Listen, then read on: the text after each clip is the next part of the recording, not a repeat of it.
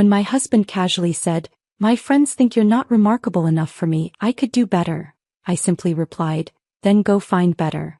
That same day I quietly canceled our plans, the gifts, everything. 2 weeks later at 4 a.m. his closest friend called me in tears. "Please answer. Something happened tonight and it's about you." I woke up to Emmett packing a suitcase. "What are you doing?" I asked, still groggy, checking the clock. 6:15 in the morning. "I'm going to Marcus's place for a few days." He didn't look at me, just kept folding shirts with aggressive precision. "I need space to think about our relationship. About whether this is really what I want." I sat up. "Whether what is what you want?" "This. Us." He gestured vaguely at our bedroom, at me, at the 7 years of marriage contained in furniture and framed photos. "You're a great person, Cora. But my friends have been asking questions. About why I'm with someone who doesn't really have ambitions. Someone who's just comfortable. Not impressive." The word landed like a slap. Sienna said something last night that really stuck with me. She said I was too remarkable to be with someone unremarkable. And I think she's right. He zipped the suitcase. "So I'm going to take some time. Figure out if I want to stay in this marriage or if I want to find someone more aligned with where my life is going." He walked toward the door, suitcase in hand. "Emmett," I said. He turned back, probably expecting tears, expecting me to beg him to stay. "Before you go, I need to tell you something about my work. About what I've actually been doing for the last 3 years while you thought I was just comfortable and unremarkable." He set down the suitcase, annoyed. "Cora, this really isn't the time. My company was just acquired for $21 million. My share is $12.7 million. I said it calmly, clearly, watching his face process information that didn't fit his narrative. "So yes, take your time at Marcus's place. Think about whether you want to find someone more impressive. And while you're doing that, I'll be planning something special for your birthday. Don't worry, you and all your friends are invited." His mouth opened. Nothing came out. "Oh, and Emmett? The apartment lease is in my name. So take all the time you need. Just not here."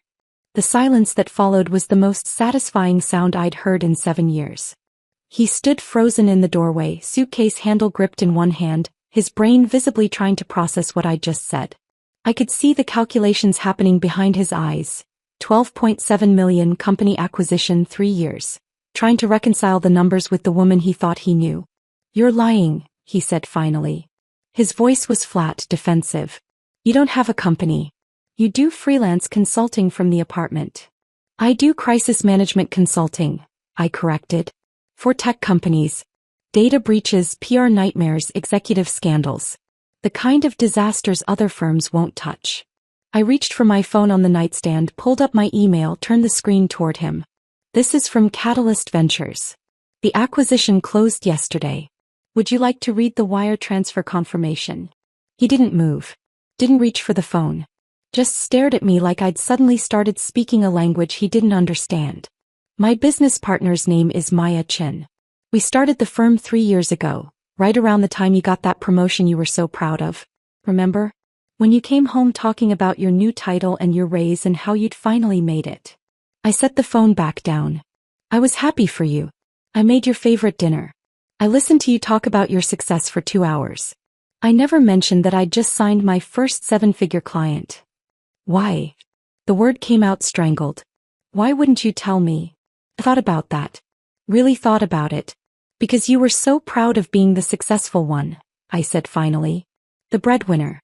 The remarkable husband with the supportive wife. And I actually thought, that letting you have that narrative was what a good wife did. That making myself smaller so you could feel bigger was love." I got out of bed, walked past him to the closet. Started pulling out clothes for the day. A simple black dress. Professional. The kind of thing I wore to client meetings when I needed to project authority. "I supported you for 2 years after you finished grad school," I said, keeping my voice level. "While you were interning at firms that paid nothing. I paid our rent. I paid our bills. I never mentioned it because I thought that's what partners did." Emmett was still standing in the doorway, pale now, the suitcase hanging forgotten in his hand. "Last year when your firm restructured and cut your salary, I covered the shortfall. You were embarrassed, so I didn't make a big deal about it. Just quietly transferred money from my business account to our joint account so you wouldn't have to worry." I pulled the dress off its hanger. The Tesla you've been test driving every weekend? I made a down payment last week. $20,000. Surprise. Cora. The apartment we live in, the lease is in my name, has been since before we got married. You moved in with me, not the other way around. I turned to face him. The furniture, the art on the walls, the car you drive, I bought all of it. Not because I was keeping score, but because I thought we were building a life together. I thought we were partners. His face had gone from pale to gray. I didn't know. No, you didn't. Because you never asked. The words came out sharper than I'd intended, years of suppressed frustration finally finding their edge. In 7 years of marriage, you never once asked me what I was really working on, what I cared about, what I was building. You just assumed I was there to support your career, your dreams, your ambitions. The unremarkable wife with the remarkable husband. I walked past him into the bathroom, started brushing my teeth. Through the mirror, I could see him still standing there, processing, trying to find his footing in a conversation that had completely escaped his control. I met you 9 years ago, I said around the toothbrush. At that coffee shop in Portland. You were a grad student with big dreams about changing the world through architecture. You had this way of talking about buildings like they were living things, and I fell hard. I rinsed, set down the toothbrush. We got married at my parents' vineyard in Napa. Small ceremony, just family and close friends. I wore my grandmother's dress. You cried during your vows. You promised to see me, really see me, for the rest of our lives. The memory sat between us like something tangible. For the first few years I thought you did see me. I thought we were happy. I worked my freelance consulting jobs, contributed to bills, supported your career. Made your favorite meals. Went to your work events. Smiled at your colleagues. Listened to you talk about your projects for hours. I met his eyes in the mirror. I was very good at being the woman in the background. The steady presence that required no attention. I thought that's what you wanted, Emmett said quietly. You never said you wanted more. I shouldn't have had to say it. I turned to face him directly. You should have asked. In 7 years, you should have wondered at least once if there was more to me than what you could see on the surface. He set down the suitcase finally, ran his hands through his hair. I don't understand. If you had all this success, this company, this money, why did you hide it? Why did you let me think that I was unremarkable? I finished for him. Because I thought you needed to be the successful one. I thought that's what you wanted. And maybe, I paused, surprised by the realization even as I said it out loud. Maybe I was testing you. Seeing if you'd love me when you thought I was ordinary. When there was nothing impressive about me to reflect well on you. The test results were in. He'd failed spectacularly. You said Sienna told you I was unremarkable, I said. When was that conversation? Last night. At dinner. He looked uncomfortable. A bunch of us went out after work. Marcus, Devin, Harper, Sienna. We were talking about relationships, careers, life stuff. And Sienna, she didn't mean it in a bad way, she just said she thought I could probably do better. That I was too accomplished to be with someone who didn't have the same level of ambition. And you agreed with her. It wasn't a question, but he answered anyway. I thought she had a point. I nodded slowly. Hey. So this morning you woke up and decided to pack a bag. To go to Marcus's place and think about whether you wanted to stay married to your unremarkable wife. Is that about right? When you say it like that. How should I say it, Emmett? I walked back into the bedroom, started making the bed. You were leaving me. Not with conversation or honesty or any attempt to work through whatever you were feeling.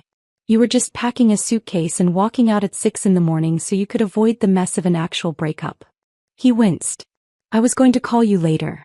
Explain everything properly. How generous. I smoothed the comforter, fluffed the pillows. Well, you don't have to call now. You can explain everything properly right here. Tell me exactly what made you think I was unremarkable. I'm genuinely curious. Emmett shifted his weight, deeply uncomfortable now. It's not that you're unremarkable. It's just, you don't have ambitions. You work from home. You don't have a title or a career path or a 7-figure income. He stopped. Or a multi-million-dollar company. Or clients in 6 countries. Or acquisition offers from 2 Fortune 500 companies. I sat down on the edge of the bed. Which part of that sounds unambitious to you? I didn't know about any of that. Because you never asked. I repeated it, letting it sink in. 7 years, Emmett. You never asked. The morning light was starting to filter through the blinds, casting stripes across the bedroom floor. Somewhere outside I could hear traffic building, the city waking up, people starting their ordinary days with their ordinary problems. My problem was no longer ordinary. "I want you to go to Marcus's place," I said finally. "I want you to take your time thinking about whether I'm remarkable enough for you. And while you're doing that, I'm going to be doing something too." "What?" "Planning your birthday party." I smiled, but it wasn't warm. "You said your friends are all invited, right? Marcus, Devon, Harper, Sienna?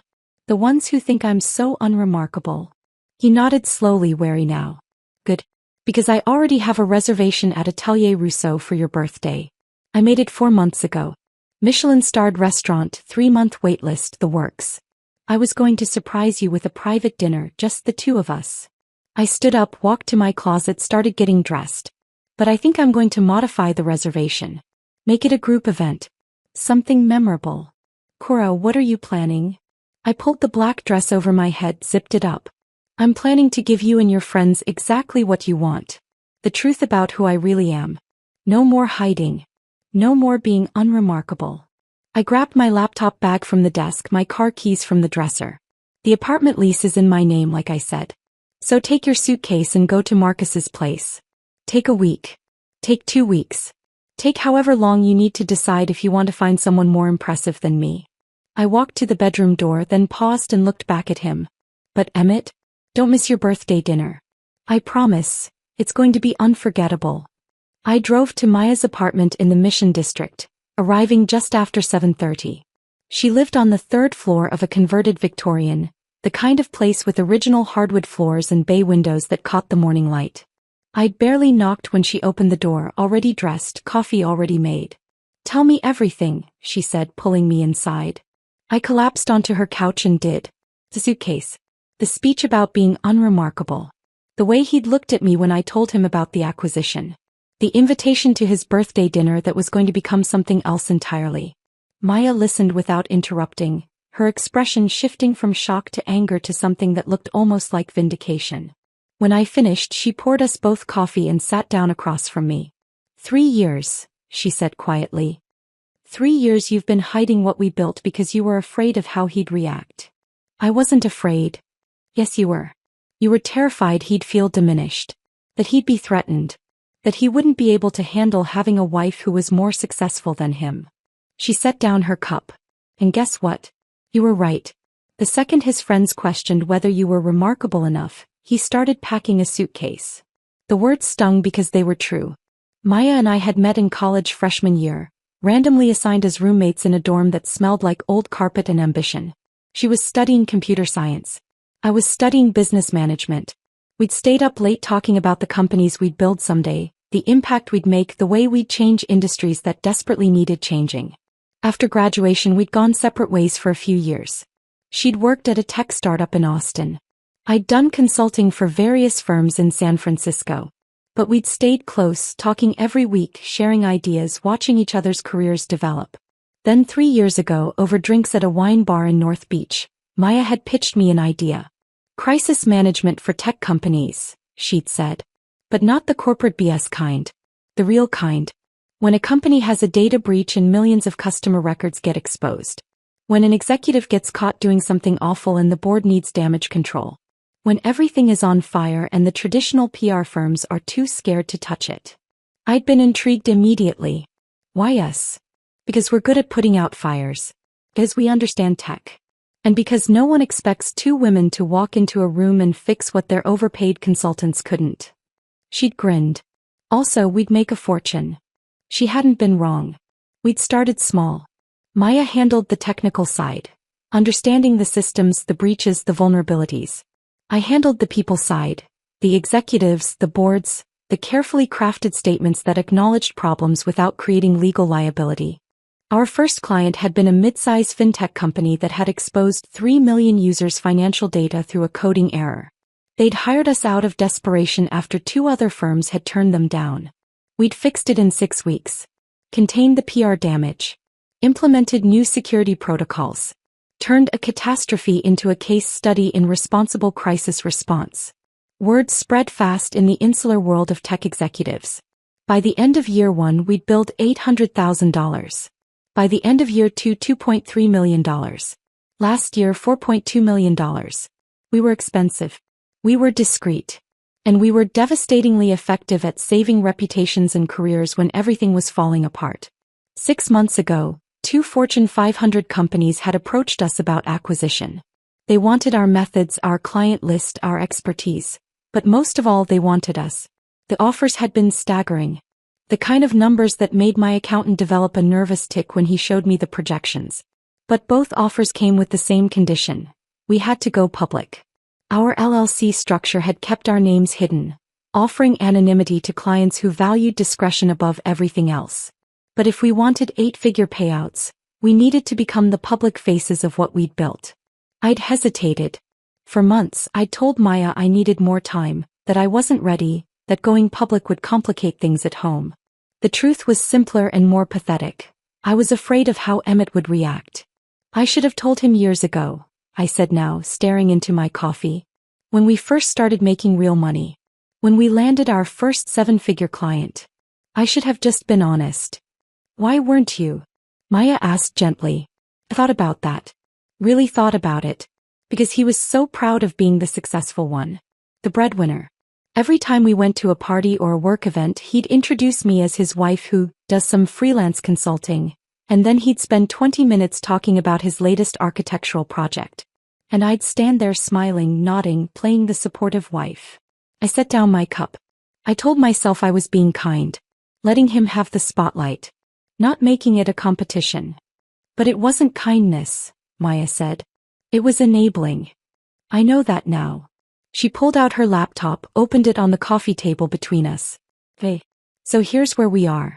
Catalyst Ventures is ready to close the deal.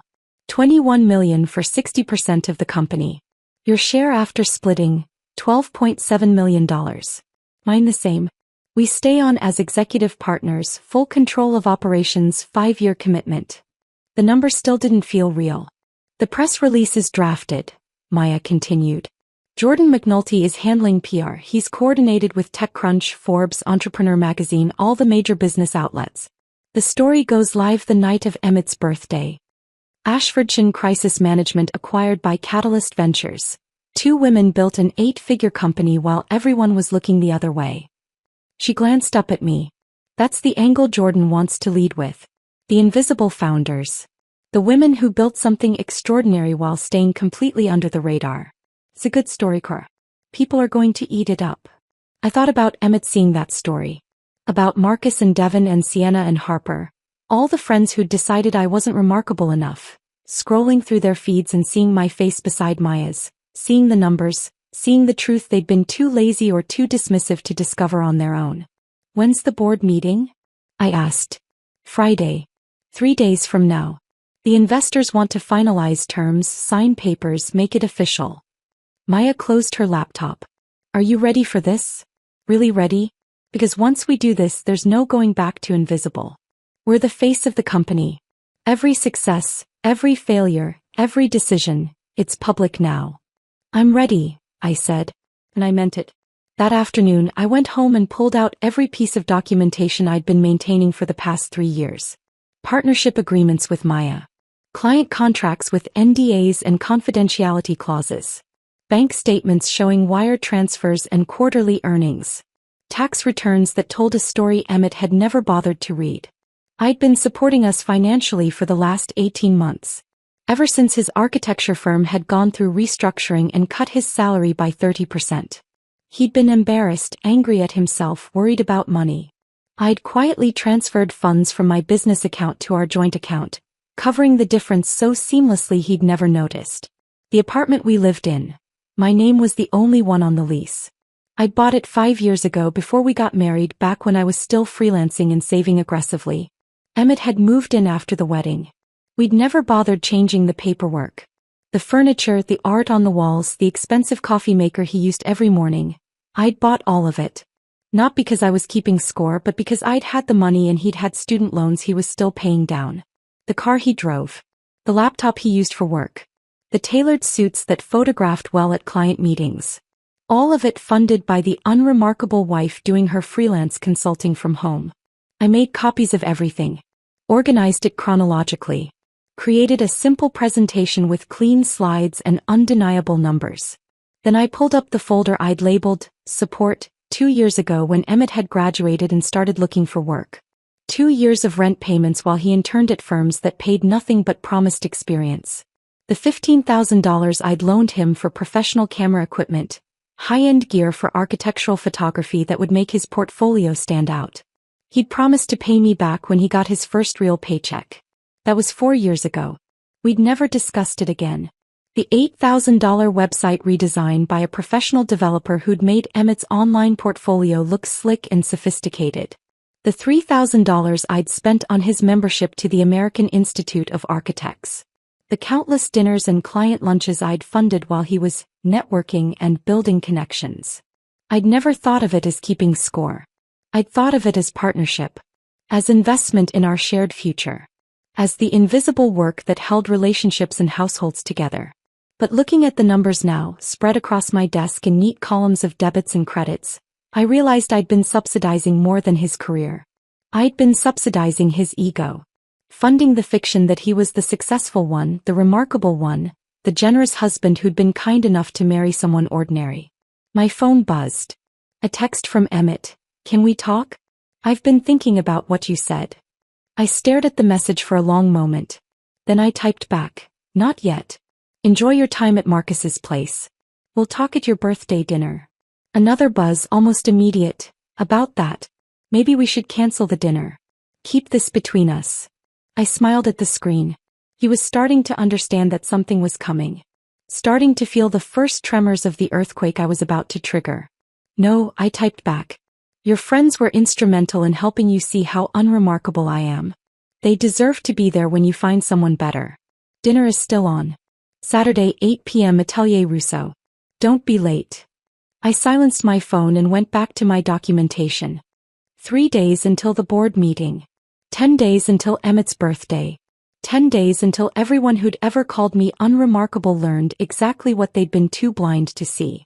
I pulled up the reservation for Atelier Rousseau on my laptop and clicked the modification button. Changed the party size from 2 to 12. Added a note requesting the semi-private dining room with presentation capabilities. Then I called the restaurant directly. This is Cora Ashford. I have a reservation for the 15th. I'd like to make some special arrangements. The maitre d' at Atelier Rousseau was a woman named Colette, French accent still thick despite 20 years in San Francisco. She listened to my requests with the practiced neutrality of someone who'd seen everything. The semi-private dining room, yes, we have availability for your date. And you'd like presentation equipment. A screen and connection for my laptop. Nothing elaborate. Just clean and professional. Of course. And the menu. The chef's tasting menu. All 12 guests. Wine pairings. I paused. And Colette, I need absolute discretion. The guest of honor doesn't know about the modifications I'm making. Something flickered in her expression. Curiosity maybe, or recognition of a story she'd heard variations of before. Naturally, Ms. Ashford. We pride ourselves on discretion.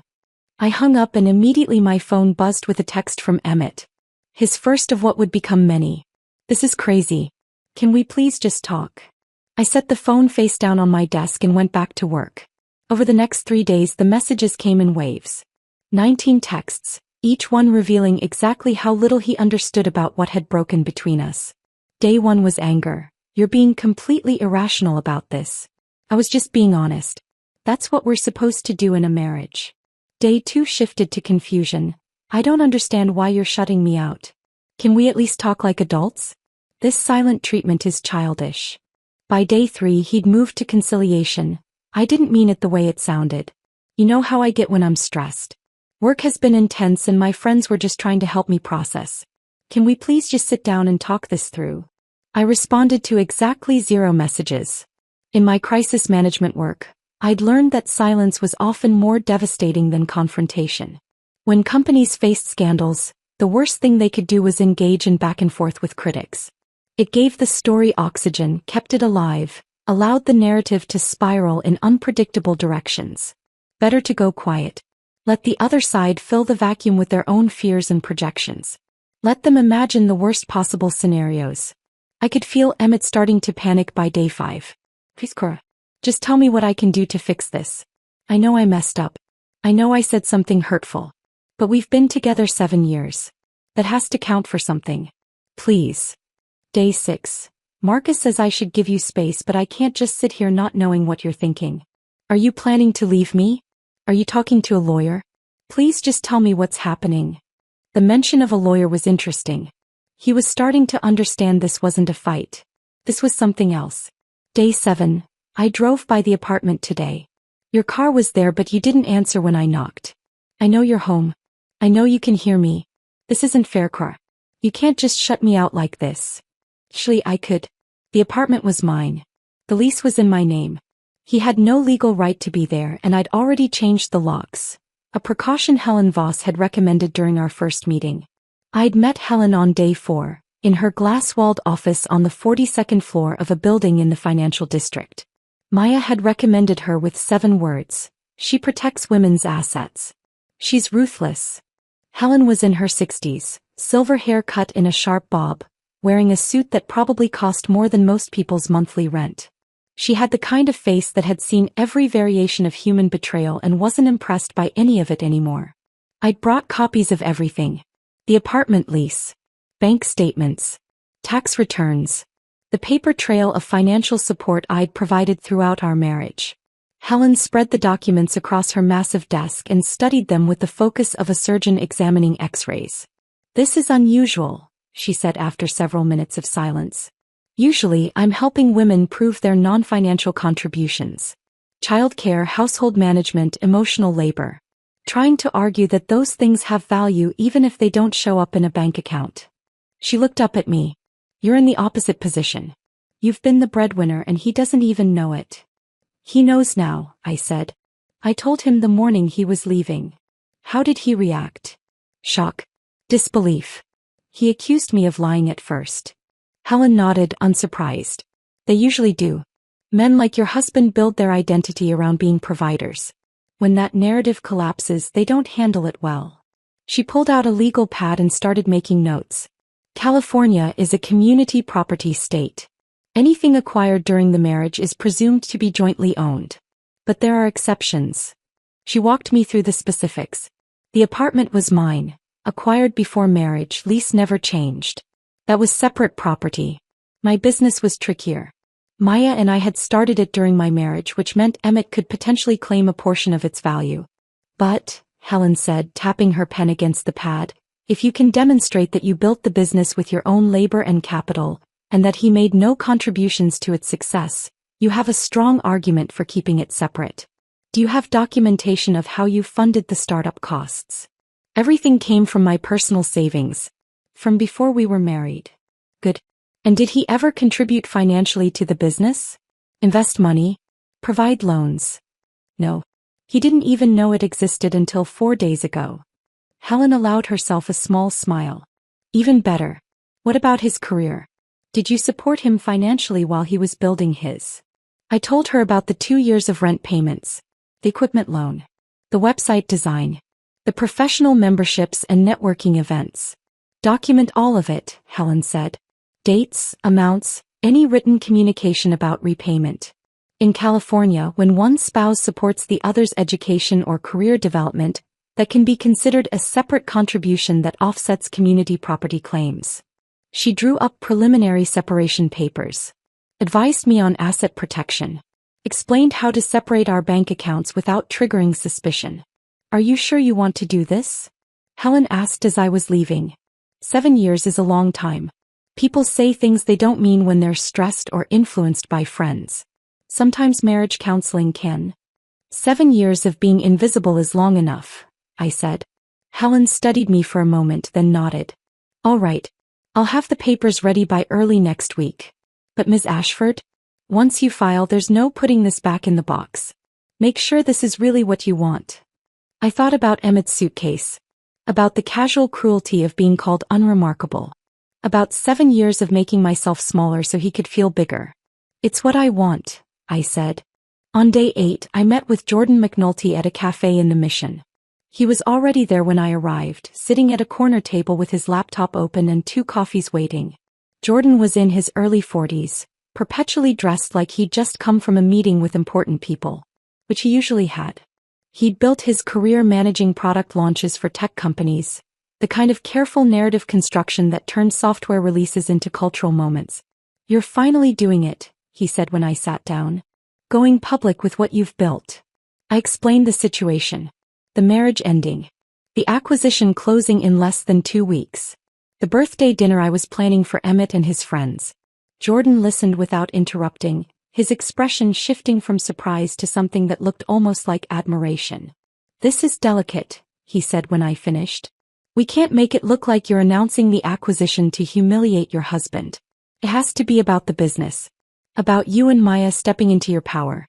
The personal stuff, the marriage, the birthday dinner, that stays personal." "I'm not trying to humiliate him," I said. "I'm just done hiding." "I know. But the press won't see it that way if we're not careful. They'll make it about revenge, about a bitter wife getting back at her husband.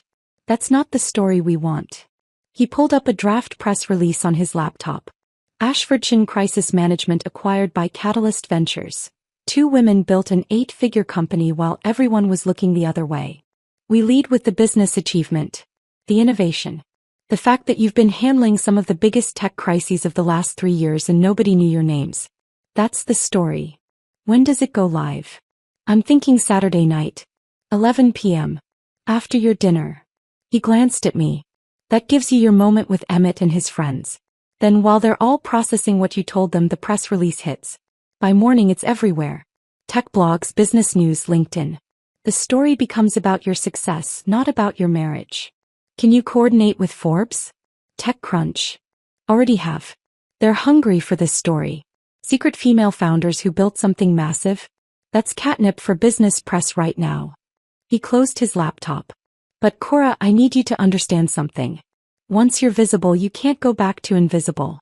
People will have opinions about you. About your business. About your marriage. They'll dissect your life on social media. Are you ready for that?" I thought about the last 7 years. About introducing myself as Emmett's wife at parties and watching people's eyes glaze over with disinterest the moment they learned I just did some consulting. About being remarkable in secret because I was afraid of what visibility would cost. "I'm ready," I said.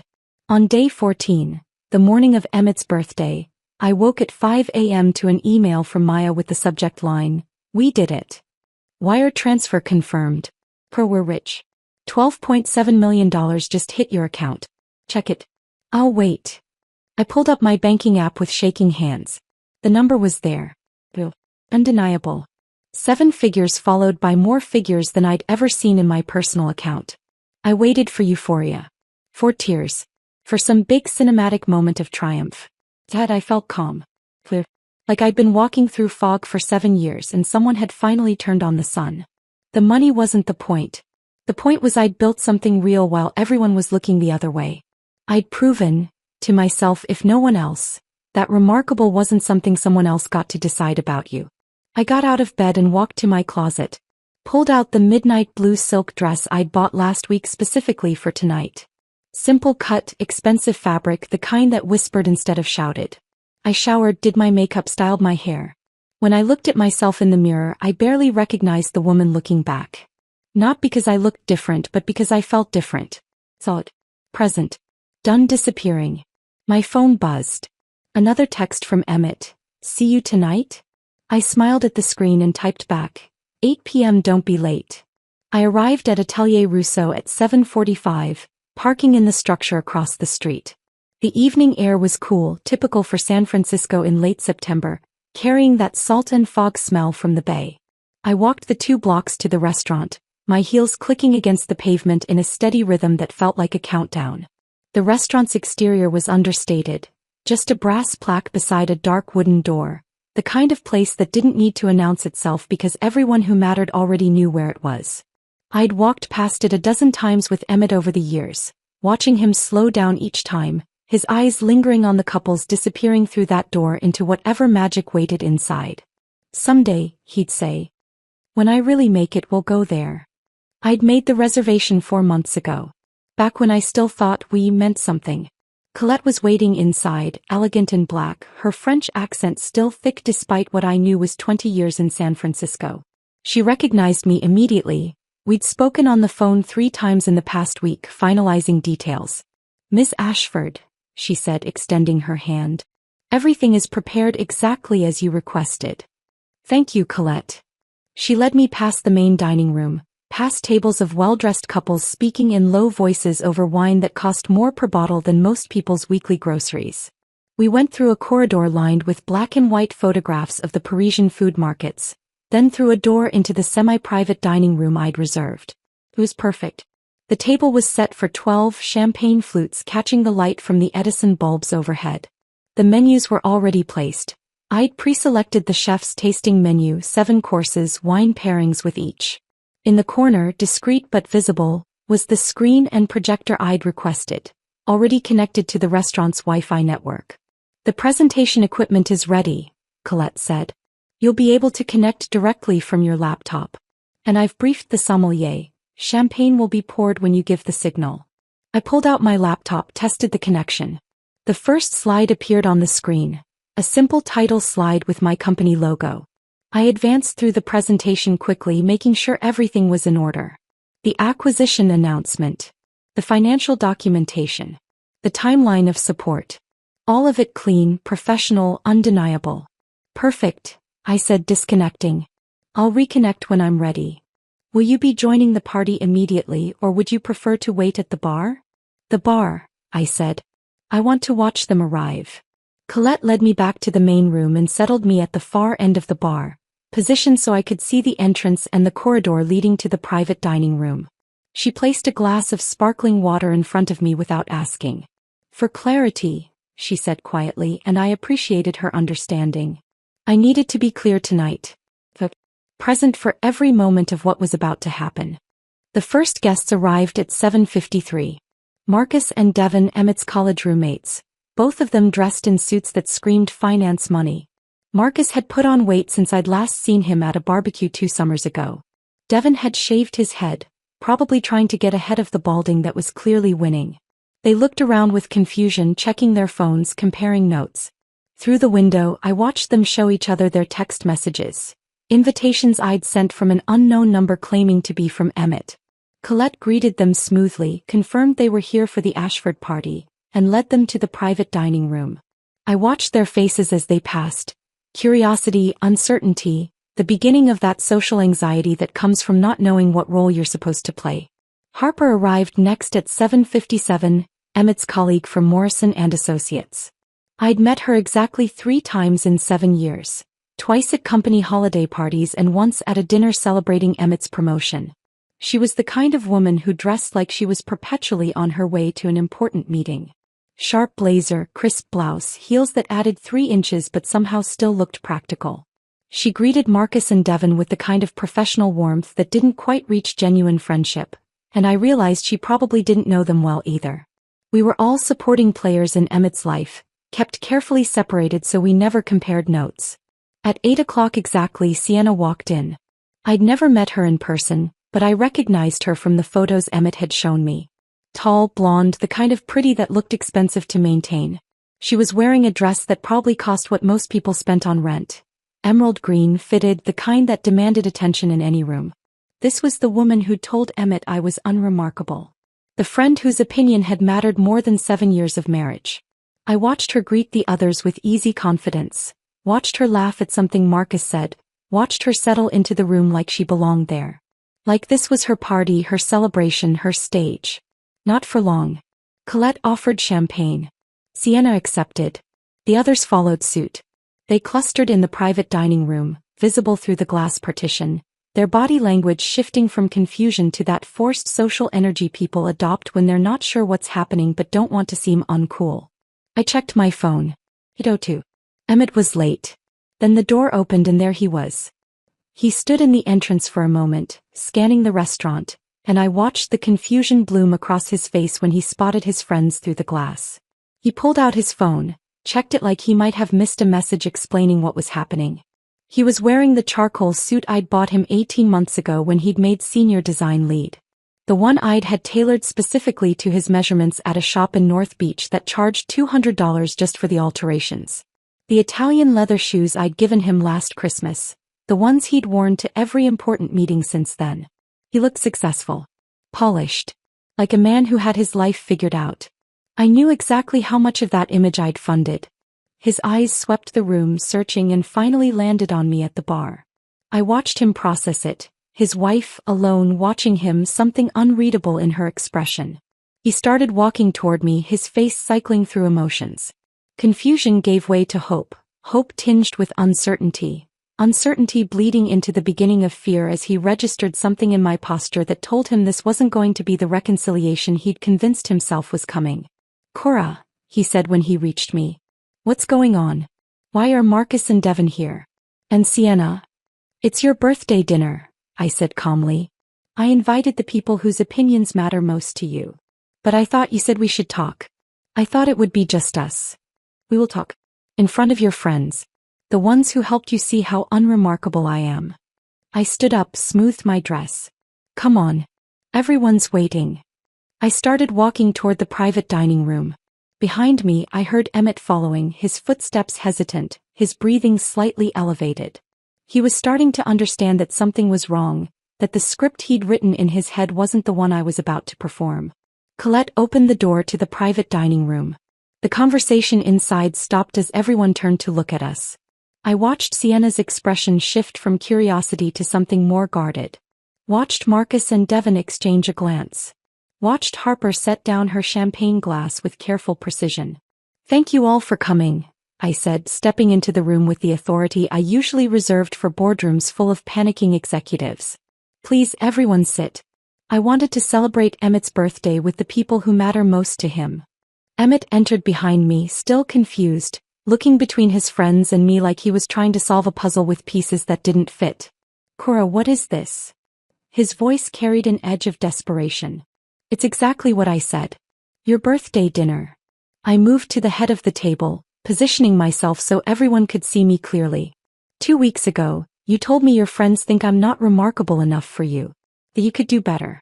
I thought your friends should be here when you find out exactly how remarkable I've been." I saw the moment it registered. The way his face went pale. The way his hands clenched at his sides. Sienna shifted uncomfortably in her seat. Marcus wouldn't meet my eyes. Devin suddenly became very interested in the menu in front of him. Only Harper looked directly at me, her expression unreadable, like she was watching a play and wasn't sure yet whether it was tragedy or comedy. "Everyone here has champagne except you and me," I said, looking at Emmett. "Should we get glasses? We have so much to celebrate." Colette appeared silently at the door, 2 champagne flutes on a tray. She set them down at the remaining 2 seats, one at the head of the table where I stood, one beside it where Emmett was still frozen. "Please," I gestured to his chair. "Sit. This is your party after all." He sat slowly, like a man walking into a trap he could see but couldn't avoid. The room was completely silent except for the soft sound of champagne being poured, bubbles rising in crystal, the anticipation thick enough to taste. I picked up my glass and smiled at the table full of people who'd decided I wasn't worth noticing. "Shall we begin?" The sommelier moved around the table with practiced efficiency, filling 12 champagne flutes with golden liquid that caught the light like promises about to be broken. I stood at the head of the table, perfectly still, watching bubbles rise in crystal while Emmett remained frozen halfway between standing and sitting, his confusion hardening into something closer to dread. When the last glass was filled and the sommelier had retreated through the door with a discreet nod, I let the silence stretch. Let it become uncomfortable. Let everyone in that room marinate in their uncertainty for exactly 15 seconds before I spoke. 2 weeks ago, I began, my voice level and clear, Emmett came home and told me that his friends think I'm not remarkable enough for him. That he could do better. The words landed like grenades. Sienna's face drained of color so fast I thought she might faint. Marcus suddenly developed an intense interest in the napkin folded on his plate. Devin's jaw tightened. Harper, the only person in the room who looked genuinely surprised rather than guilty, turned to stare at Emmett with an expression I couldn't quite read. "And you know what?" I continued, keeping my tone conversational, almost light. "He was absolutely right." I saw the confusion ripple through the room. This wasn't the script anyone had expected. I'm not remarkable enough. I'm remarkable in ways he never bothered to notice. In ways none of you bothered to ask about. I pulled out my phone, connected it to the screen in the corner. The first slide appeared. Clean, professional, undeniable. This is my company. Ashfordshire Crisis Management. The logo filled the screen. Simple. Elegant. Professional. For 3 years, while Emmett was collecting his architecture awards and introducing me at parties as his wife who does some freelance consulting, my business partner Maya and I have been running a boutique crisis management firm specializing in tech companies. I advanced to the next slide. A list of services, carefully worded to protect client confidentiality but specific enough to convey scope. We handle the disasters other consultants won't touch. Data breaches affecting millions of users. PR nightmares involving executive misconduct. Corporate scandals that could destroy companies if mishandled. We're discreet, we're effective, and we're very, very expensive. Next slide. Client testimonials with names redacted. Case studies with identifying details removed. Revenue charts showing exponential growth over 3 years. I heard someone inhale sharply. Couldn't tell who. Last year we billed $4.2 million. This year we're on track for $6.8 million. 6 months ago, 2 Fortune 500 companies approached us with acquisition offers. I let that information settle, watching faces process numbers that didn't match the narrative they'd constructed about who I was. This morning, I said, advancing to the next slide, we finalized the acquisition. The announcement from Catalyst Ventures filled the screen. Official letterhead. Legal language. And at the bottom, the number that had made my accountant's hands shake when he'd shown me the wire transfer confirmation. 60% of the company sold to Catalyst Ventures for $21 million. My share, after splitting with my partner and paying out early investors, $12.7 million. The silence that followed was absolute. Not even breathing sounds. Just 12 people frozen in place, champagne glasses suspended, brains trying to reconcile the woman standing in front of them with the one they'd dismissed as unremarkable. I let them sit with it. Let the number echo in the quiet space. Then I advanced to the next slide. But let me show you something else. Because the remarkable thing isn't just what I built. It's what I built while everyone assumed I was building nothing. Bank statements appeared on the screen. My account and our joint account, side by side, showing monthly transfers for the last 18 months. These are the deposits I made to cover our household expenses after Emmett's firm restructured and cut his salary by 30%. He was embarrassed about the pay cut, so I quietly transferred money from my business account to our joint account. Enough to cover the shortfall so he wouldn't have to worry. Emmett made a sound, something between a gasp and a groan. I didn't look at him. Kept my eyes on the screen, on the evidence that couldn't be argued with. Next slide. Rent receipts from 5 and 6 years ago. These are from the 2 years after Emmett finished grad school. While he was interning at architecture firms that paid nothing but promised experience, I paid our rent. Both of us. For 24 months. Next slide. A bank transfer for $15,000. This is the loan I gave Emmett for professional camera equipment. High-end gear for architectural photography to make his portfolio stand out. The loan agreement said he'd repay it when he got his first real paycheck. That was 4 years ago. We never discussed it again. I could feel Emmett staring at me, could sense the weight of his gaze, but I kept my focus forward. Next slide. An invoice from a web development company. $8,000 for a professional website redesign. His portfolio site, the one that helped him land his job at Morrison & Associates. Next slide. Another invoice.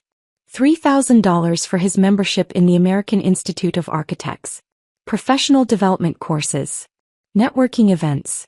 Materials for presentations. Slide after slide. A paper trail of support that had been invisible because I'd never demanded recognition for it. Never mentioned it. Never held it over him. The receipts added up in real time on the screen. Dinners I'd paid for while he was networking. The car insurance I'd covered. The 1,000 small expenses that accumulate when you're building a life with someone and one person is quietly carrying more weight than the other realizes.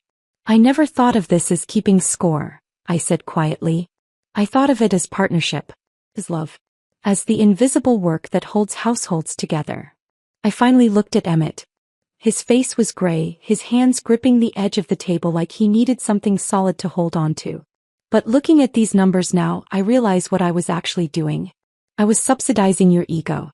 Funding the fiction that you were the successful one, the breadwinner, the remarkable husband generous enough to marry someone ordinary. I turned to face the whole table. And all of you helped maintain that fiction. Because it was easier to assume I was unremarkable than to ask what I actually did. Easier to judge me for not having an impressive job title than to wonder if maybe I was building something you couldn't see. Sienna was crying silently, tears running down her face unchecked. Marcus had his head in his hands. Devin was staring at the table like he wanted it to swallow him. Harper was still looking at Emmett with that unreadable expression. Something between disappointment and disgust. The apartment we live in, I continued, the lease is in my name. Has been since before we married. Emmett moved in with me, not the other way around. The furniture, the art, the car he drives, I bought all of it. Not because I was keeping score but because I had the money and he had student loans he was paying down. I disconnected my phone from the screen. The slides disappeared, leaving just a blank white rectangle that somehow felt louder than the images had been. I kept all of this quiet because I thought that's what a good wife did. I thought being remarkable meant being invisible. I thought love meant making myself smaller so my partner could feel bigger. I picked up my champagne glass. The weight of it felt significant, ceremonial. I was wrong about all of that. And Emmett, you were wrong too. Not about me being unremarkable, you were wrong about what remarkable looks like. I raised the glass, watching the light catch in the liquid, creating tiny prisms that scattered across the white tablecloth. I paid for this dinner. Every course, every wine pairing, every moment of this evening. Consider it a birthday gift and a severance package. You all get to enjoy a $400 per person tasting menu courtesy of the unremarkable wife who apparently wasn't worth keeping. I looked at each of them in turn. Sienna with her tears. Marcus with his shame. Devin with his silence. Harper with her judgment. And finally Emmett, who looked like a man watching his entire self-concept collapse in real time. To finding better, I said, my voice steady, clear, final. May you all eventually learn the difference between what's remarkable and what's just visible. I drank. The champagne was excellent. Crisp, complex, expensive. Everything this moment required. I set down the glass with a soft clink that somehow sounded like an ending. Then I walked out of Atelier Rousseau into the cool San Francisco night, leaving behind the birthday dinner, the marriage, and the life I'd built around people who'd never bothered to look closely enough to see me. Behind me, through the glass, I heard the explosion of voices, shock and anger and confusion all colliding at once. But I didn't look back. I'd said everything that needed saying. The rest was just noise. The walk to my car felt longer than it was. Every step away from Atelier Rousseau was a step into a version of my life I'd never imagined. Not divorced, not yet, but fundamentally changed in ways that couldn't be undone.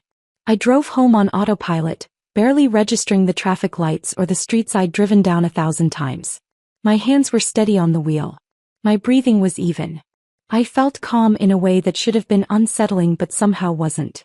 The apartment was dark when I let myself in. I didn't turn on the lights. Just walked to the windows overlooking the city and stood there, watching San Francisco prepare for sleep. Lights dimming in office buildings, last calls wrapping up in bars, the pulse of the city slowing to its nighttime rhythm. My phone was on silent but I could see it lighting up on the counter. Text after text. I didn't read them. Instead, I sat down on the couch in the darkness and waited. For what, I wasn't entirely sure. Grief maybe. Regret. The emotional aftermath of detonating 7 years of marriage in front of an audience. But none of that came. Just that same clear, calm certainty that I'd done exactly what needed to be done. I must have dozed off at some point because I was startled awake by my phone ringing at 4:17 a.m. The screen showed an unknown number. San Francisco area code.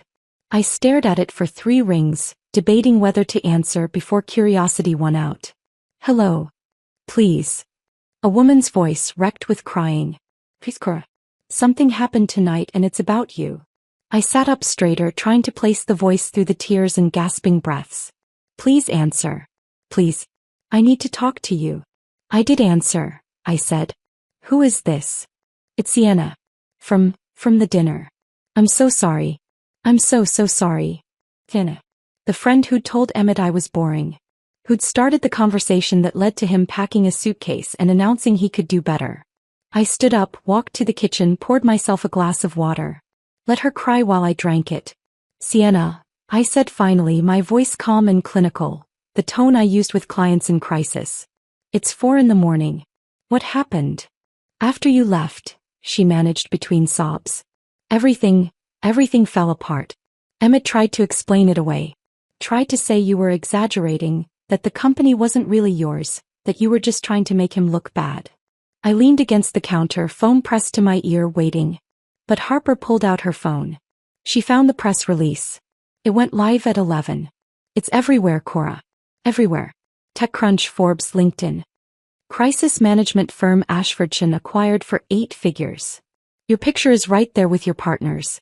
The whole story about building the company in secret. I pulled up my own phone with my free hand, scrolled through notifications I'd been ignoring. He was right. Jordan's press release had exploded across the tech news ecosystem.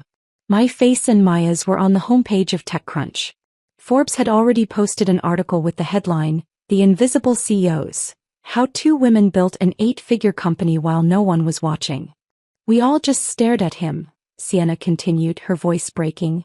We sat there in that restaurant with your champagne and your expensive dinner, and we stared at the man who told us his wife was unremarkable while the entire internet learned the truth. And what did Emmett do? I asked. He tried to leave. Just stood up and tried to walk out. But Marcus stopped him. Said they weren't done talking. So we all followed him outside onto the sidewalk. I could picture it. The 5 of them standing on the street outside one of San Francisco's finest restaurants. Saturday night crowds walking past, having the kind of confrontation that draws stares. We were angry, Sienna said. All of us.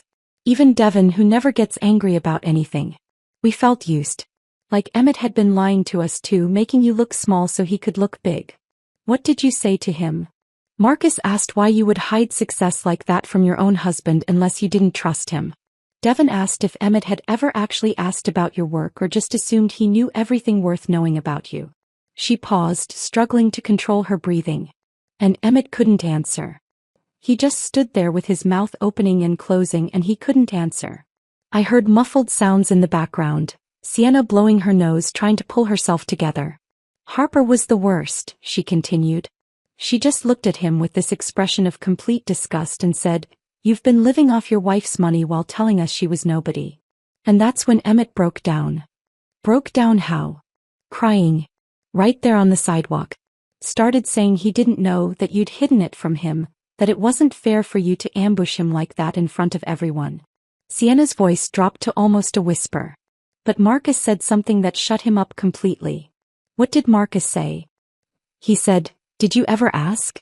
In 7 years of marriage, did you ever ask your wife what she was really working on, what she cared about, what she was building?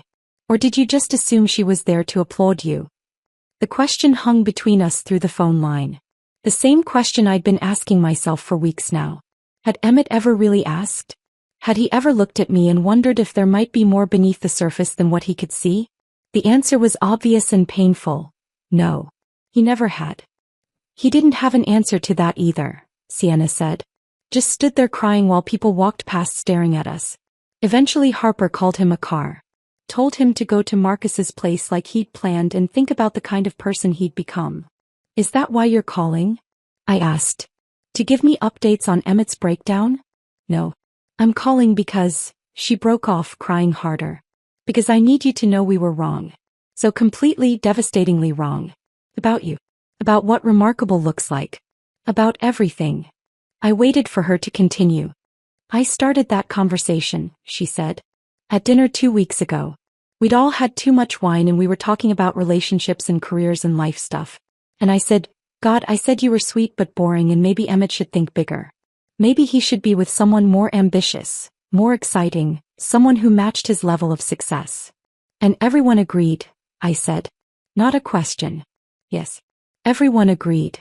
Because it was easy to look at you and make assumptions. Easy to see a quiet wife at work events and think she must not have anything interesting going on. Easy to never ask questions. Sienna, I said, my voice harder now. Why are you calling me at 4 a.m? Because Emmett is destroyed and I don't know if he's crying because he hurt you or because everyone knows the truth now. And I need to know which one it is.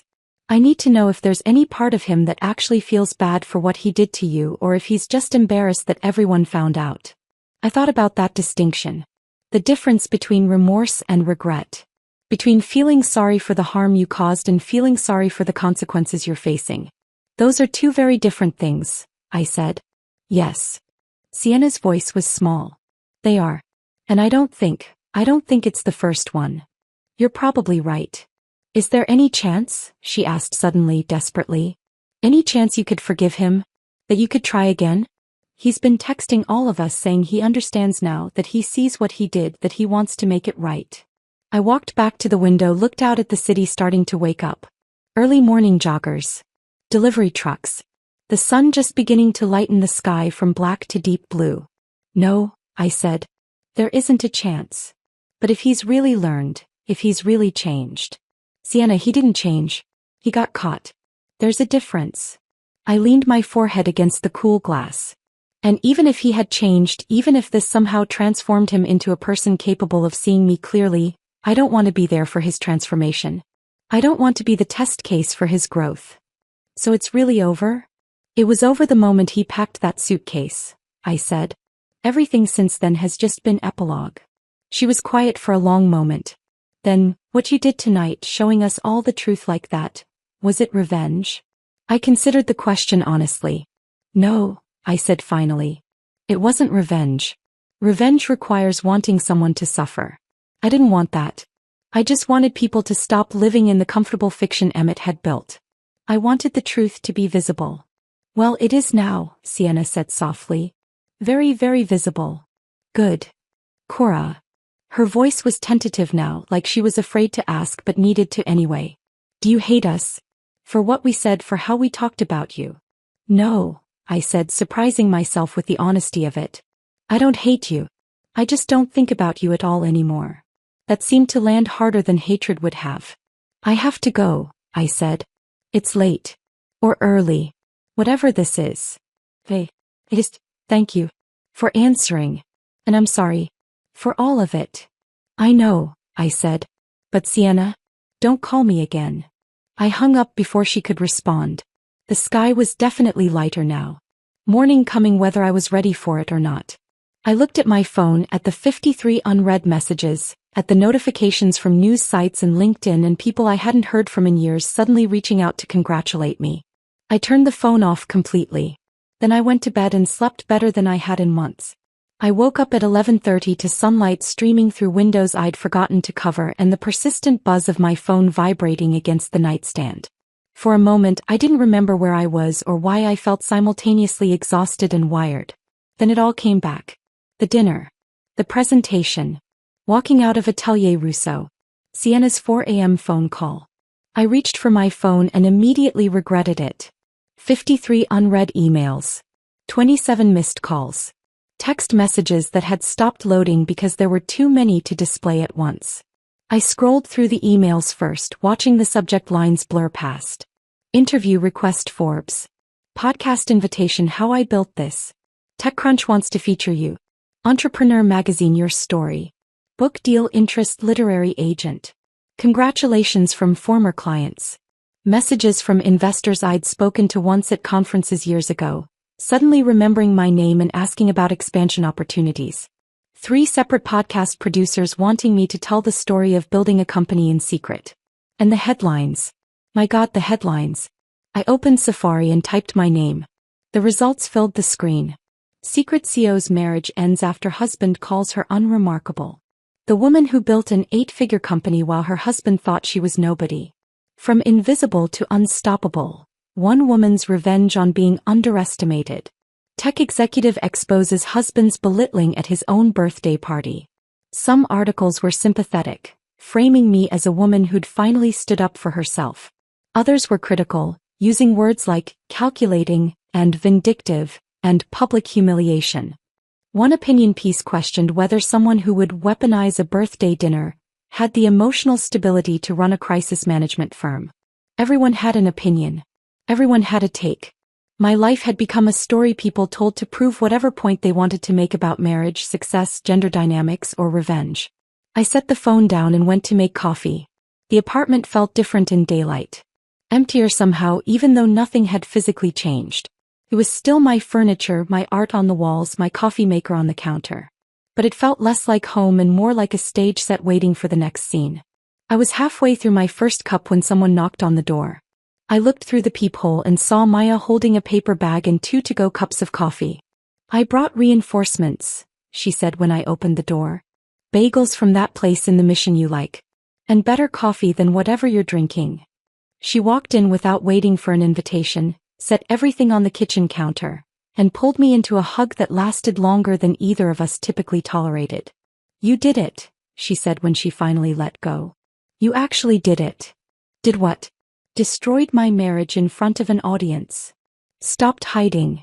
She opened the bag, pulled out bagels and cream cheese. "Stopped making yourself small. Stopped letting him take credit for the life you built." We settled on the couch with food and better coffee, and Maya filled me in on her morning. "I've given 3 interviews already. Forbes, TechCrunch, and NPR's Marketplace. Turned down 5 others because I figured we should coordinate our messaging." She took a bite of her bagel. "Jordan's been handling most of the press requests, but they specifically want both of us. The story of 2 women building something this big in secret. It's catnip for business media right now." "How bad is it?" I asked. "The personal stuff?" Maya pulled out her phone, scrolled through something. "It's everywhere. The dinner, the presentation, the acquisition announcement. Someone at the restaurant must have talked because there are details about what you said, what you showed on the screen. Twitter's having a field day. Half the people are calling you a hero. The other half think you're a villain." She handed me her phone. I scrolled through the tweets. "This is what we mean when we say women's work is invisible." She was literally funding his entire life and he called her unremarkable. Imagine being so fragile you can't handle your wife being successful. Men are embarrassing. She humiliated him at his birthday dinner in front of all his friends. That's not empowerment, that's cruelty. Play stupid games, win stupid prizes. He called her unremarkable. She showed receipts. Fair trade. I handed the phone back. "I don't know if I can read any more of that." "You shouldn't," Maya said. "None of it matters. What matters is we have a company to run and suddenly everyone knows who we are." She set down her bagel. "Do you regret it? The way you did it? Going public at the dinner instead of just filing for divorce quietly?" I thought about that. Really thought about it. "No," I said finally. "I don't regret telling the truth. I regret that it took him calling me unremarkable for me to realize I'd been making myself invisible. That I'd spent 7 years shrinking so he could expand." Maya nodded slowly. "You know this changes everything, right? We can't go back to being anonymous. We're the face of Ashfordshire now. People are going to have opinions about us. About how we dress, what we say, who we date, what we believe. We're public figures now, whether we wanted to be or not." "I know. Are you ready for that?" I looked at my phone, at the 53 emails and 27 missed calls and the hundreds of social media notifications I hadn't even begun to process. "I guess I have to be." Maya stayed for another hour, helping me draft responses to the most important interview requests, coordinating with Jordan on messaging strategy, making a list of decisions that needed to be made about the company's public presence now that we were no longer invisible. When she left, I finally opened my personal email and found what I'd been avoiding. 12 messages from Emmett, sent throughout the night and early morning. I read them in chronological order, watching the progression like a time-lapse of someone's self-concept collapsing. 11:47 p.m. "What the hell was that? You humiliated me in front of everyone I know. How could you do this?"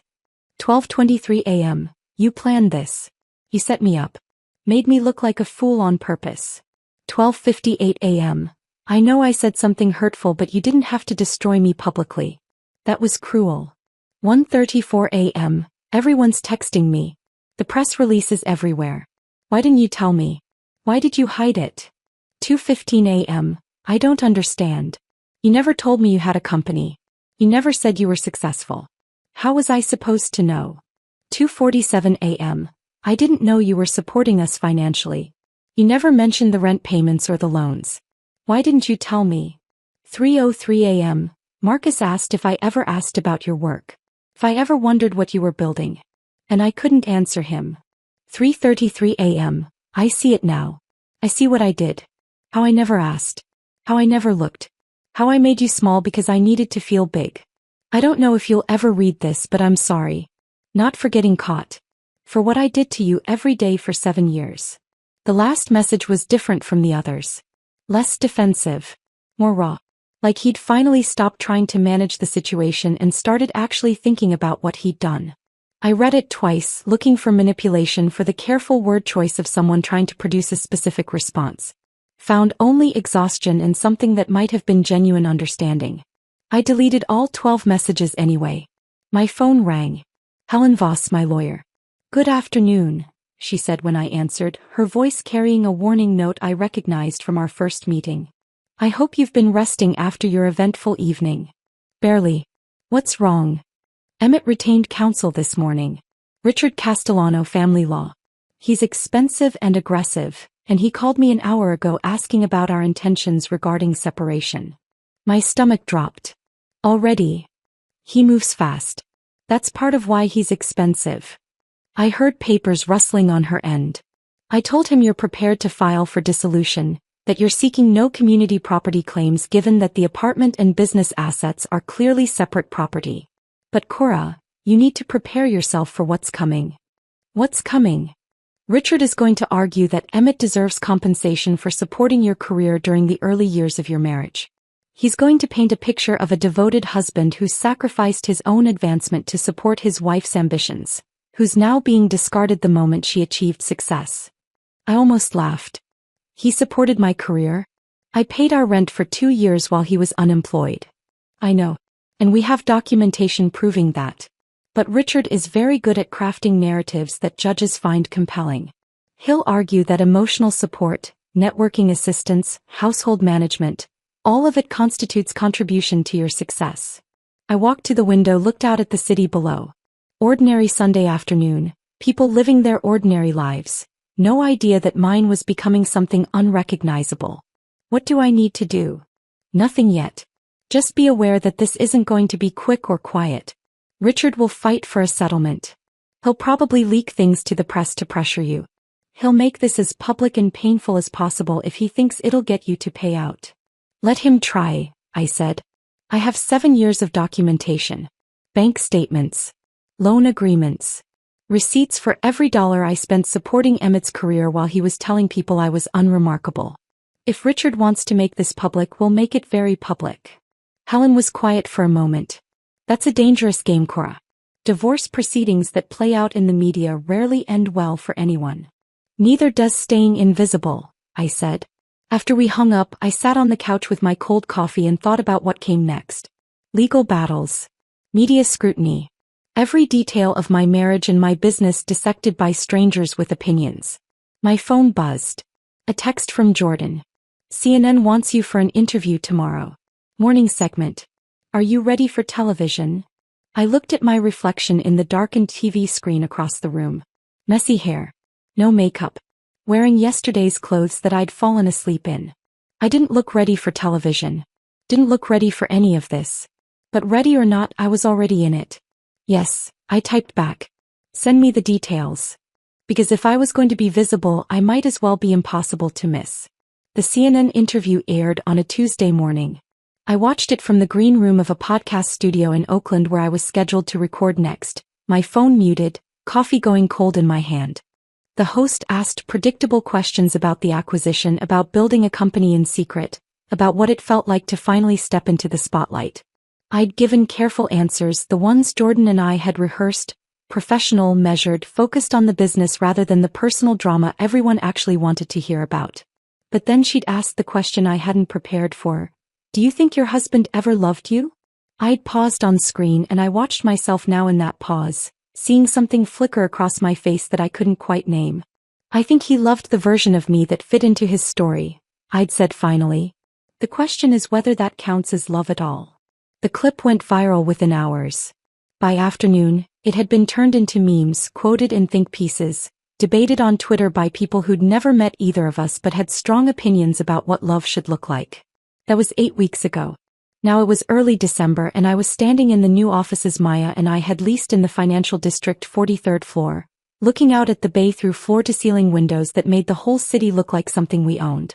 The space was everything we'd dreamed about during those late nights 3 years ago when we were still building in secret. Exposed brick walls. Open floor plan with standing desks and collaborative spaces. A conference room with a view so stunning that clients sometimes lost their train of thought mid-sentence, distracted by the bridge and the water and the sense that they were making decisions at the top of the world. We had 40 employees now. Actual staff with business cards and email signatures and 401k plans. Clients in 6 countries. Revenue projections that made the $21 million acquisition price look quaint. Maya found me at the window, 2 coffees in hand.